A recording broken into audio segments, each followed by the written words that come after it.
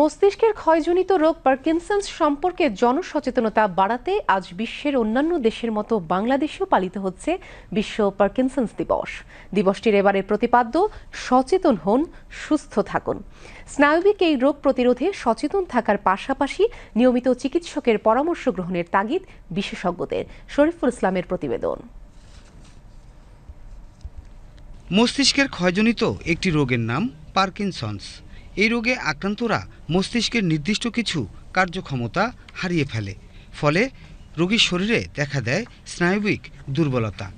এই রোগ সাধারণত বয়স্ক মানুষের মধ্যে বেশি হয়ে থাকে, তবে এখন অল্প বয়স্ক মানুষের মধ্যেও এই রোগে আক্রান্তের প্রবণতা লক্ষ্য করা যায়। বিশেষজ্ঞরা বলছেন, পার্কিনসন্স রোগে আক্রান্তদের লক্ষণ হিসেবে শরীরের ভারসাম্য হারিয়ে ফেলা, সবসময় বিষণ্ণ থাকা, অতিমাত্রায় শারীরিক দুর্বলতা, হাত ও মাংসপেশিতে কম্পন হওয়া, সুঘ্রাণ না পাওয়া, হঠাৎ পড়ে যাওয়া সহ নানা উপসর্গ দেখা যায়। পার্কিনসন্স রোগ মস্তিষ্কের আমরা যেটা বলি কিছু কিছু নিউরোকেমিক্যাল বা নিউরোট্রান্সমিটার থাকে, যেরকম এর মধ্যে একটা অন্যতম হচ্ছে ডোপামিন। এই ডোপামিন যখন এই ক্ষয়জনিত কারণে ডোপামিন যখন কমতে শুরু করে তখনই রোগের লক্ষণগুলি প্রকাশ পায়। ডায়াবেটিস ও উচ্চ রক্তচাপ নিয়ন্ত্রণের পাশাপাশি এ রোগে আক্রান্তদের নিয়মিত চিকিৎসকের পরামর্শ নিতে হয়।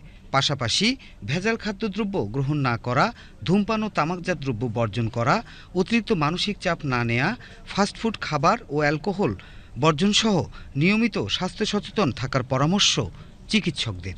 আমাদের রোগটাকে নির্ণয় করা, রোগের লক্ষণ অনুযায়ী কোন ওষুধ কখন দিব, কিভাবে আরো কিছু কোনো ওষুধ যোগ করতে হবে কিনা, বা রোগের কোনো কমপ্লিকেশন হচ্ছে কিনা, এই জিনিসগুলি মনিটর করার মতো যে সক্ষমতা, যে ট্রেনিং, সেটা অলরেডি আমাদের যারা ফিজিশিয়ানরা আছেন উপজেলা লেভেলে বা ডিস্ট্রিক্ট লেভেলে ওনাদেরকে আমরা ট্রেন আপ করছি। তাই সচেতন থাকার পাশাপাশি নিয়মিত চিকিৎসকের পরামর্শ নিলে এই রোগ থেকে সুস্থ থাকা যায়।